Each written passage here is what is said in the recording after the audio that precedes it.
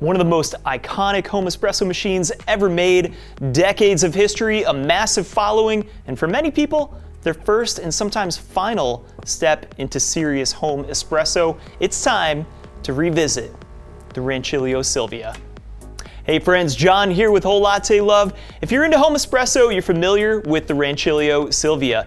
It helped kick off the home espresso industry, and it's one of those machines that doesn't just live in the land of legacy, it's still being updated and loved. So let's see how the Silvia holds up nearly 30 years later. We're gonna test brewing performance and of course its famous steaming power. But we're not stopping with just the stock Silvia. We'll also be taking a look at the Auber Instruments PID upgrade that adds brew, steam, and pre-infusion control into the mix. We'll give you our thoughts on the Silvia's new counterpart for espresso grinding, the Stile, and talk a bit about our role in the Silvia's history in home espresso. All right, let's have some fun and get started. Rancilio has been building espresso machines since 1927, making their name in the commercial espresso world. It took until the mid to late 80s for their early home models to hit the market. That's the Audrey, the Nancy, Lucy, Kathy, Betsy, and of course the Miss Rancilio. Now, the Rancilio Silvia debuted about a decade later in 1997, the same year Whole Latte Love was founded. Originally, it wasn't even intended as a retail product. It was created as a thank you gift for Rancilio's importers and distributors, but our founder saw one and said, I can sell that. So he worked with Rancilio to bring it to home users. Since then, it's remained an enduring home espresso machine icon. The Silvia's interface has remained pretty consistent over the years. On the front panel, you've got a simple, intuitive control layout. 3 rocker switches on the left control brewing, hot water, and steam mode.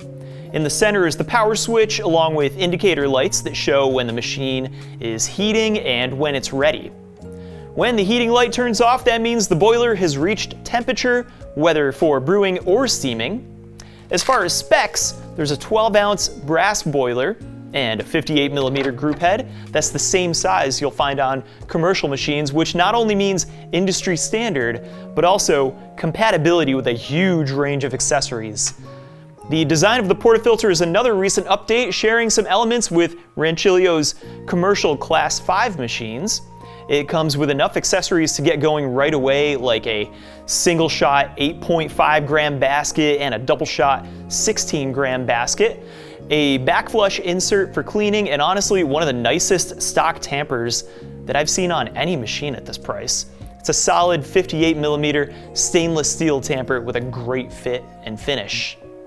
You can also upgrade with accessories like a bottomless portafilter, precision baskets and shower screens, or any other 58mm accessory to further enhance performance.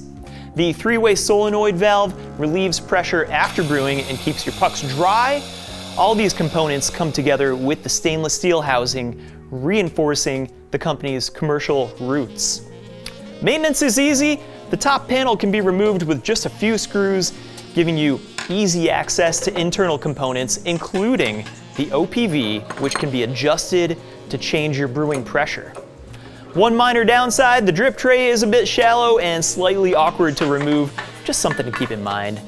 Aesthetically, the Silvia still looks fantastic, especially in newer finishes like black, white, and my favorite, sage green. Out of the box, the Rancilio Silvia is set to 11 bars of pressure.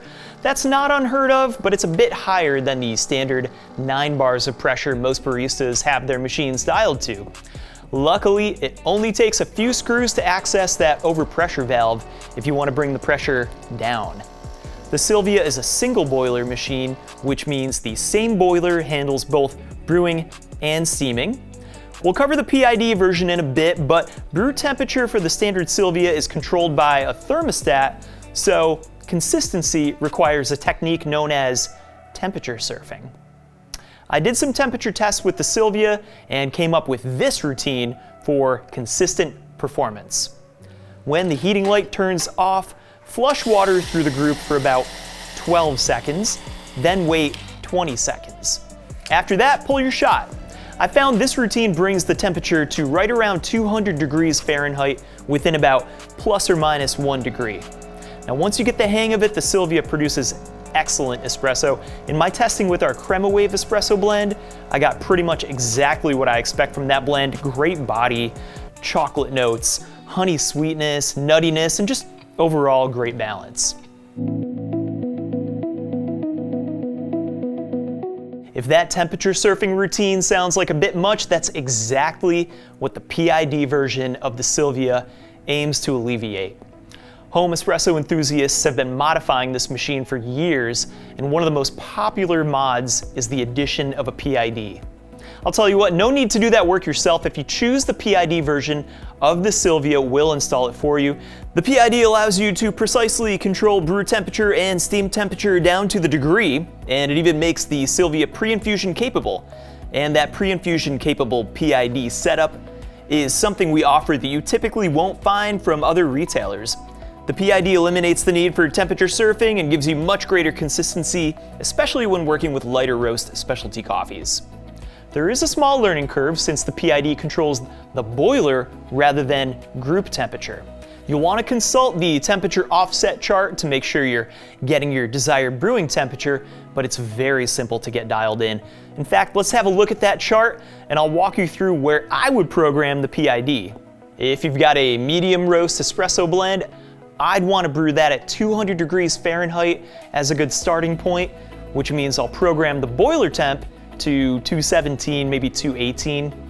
For darker roasts, I always bring my temperature down as low as 195, so I'd start with the boiler temperature programmed at 209, and of course from there taste it and take it from there. Now for lighter roasts, a lot of folks crank up the temperature to 205, so I'd want the boiler temperature at about 221, 222, but between you and me, I like to pull lighter roasts lower than that, maybe 201 at the group, so I'd still set the boiler at 219, taste it, take it from there. With the PID installed, you'll need to leave the brew button on. This will leave the solenoid valve open. Then, when you're ready to brew, just press a button on the PID itself, which will turn on the pump. Now, steaming is already awesome on the Silvia without the PID, but the heating element does shut off when it reaches its max temperature and doesn't turn on again until the boiler temperature hits a certain floor. So this means that once you start steaming and losing temperature, you can lose a significant amount of temperature before the heating element begins recovering.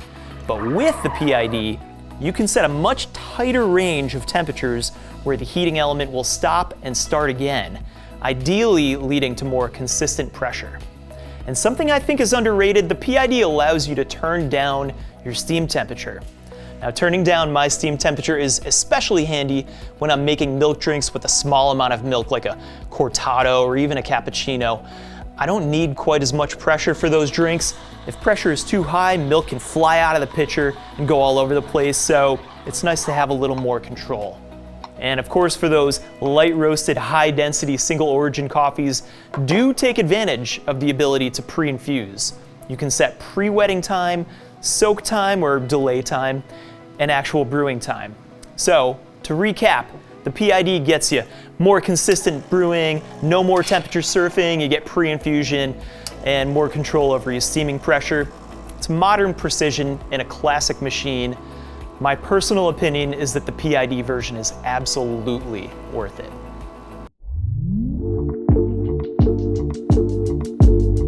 All right, I alluded to it in the intro, but for such a compact machine, the steam power on the Rancilio Silvia is outstanding. It heats the steam temperature in a minute or two and delivers awesome pressure, all aided by the single hole steam tip. During our standard testing, the Silvia only added about 10% additional water to the steamed milk, and we got that wet paint-like microfoam, suitable for latte art in as little as 20 seconds. Overall, the steaming pressure is one of the reasons the Silvia has been so popular with home baristas and latte artists over the years. The steam performance feels very close to what you'd expect from commercial equipment.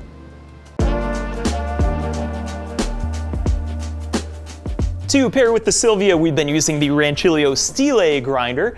Visually, it's a great match. The design language is consistent, and as far as build quality, there's steel housing, an elegant digital screen, and a really sturdy portafilter fork for hands-free grinding. It features 58mm hardened steel flat burrs, and grind adjustment is precise, though it does require two hands. Once dialed in, it produces grounds with a peak right in the espresso range. In fact, let's consult our particle distribution analysis chart. We took a look at the average of 5 readings of 5 samples in the espresso range and found a peak at 300 microns, accompanied by enough fines to create the restriction that we're looking for. A few boulders down at the 850 and 1180 micron range, but that could be due to static electricity holding some fine particles together. We did do this in the middle of winter after all. I wouldn't worry too much about those fine particles. In terms of taste, I got lots of body in our crema wave blend, lots of dark chocolate notes, but still plenty of sweetness, a little bitter sweetness, but not over the top. The motor runs at only 1200 RPM, keeping the Stile relatively quiet while grinding.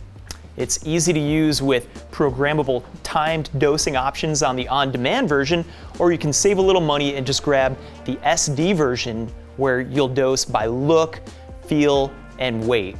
And don't forget the fun chalk marker included with the SD version so you can write down your recipes just below that 500-gram hopper. The Stile is a great modern companion to the Silvia with a sleek, matching design and a robust build quality.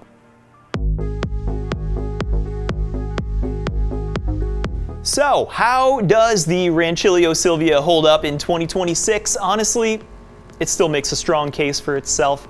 Build quality is exceptional, steam performance is outstanding, and espresso quality is excellent once you learn proper temperature management. If you're down to spend a little more, you'll get an easier workflow with greater consistency thanks to that modern PID technology. The Silvia isn't the newest machine, but it is one of the most proven. If you appreciate commercial build quality, powerful steaming, and a machine with true espresso heritage, the Silvia remains one of the best classic choices available. If you have questions about the Rancilio Silvia or the Stile grinder, be sure to leave them in the comments, and as always, subscribe for more videos on espresso machines, grinders, and everything coffee. Once again, I'm John with Whole Latte Love. Thanks for watching, and don't forget to have fun. Cheers.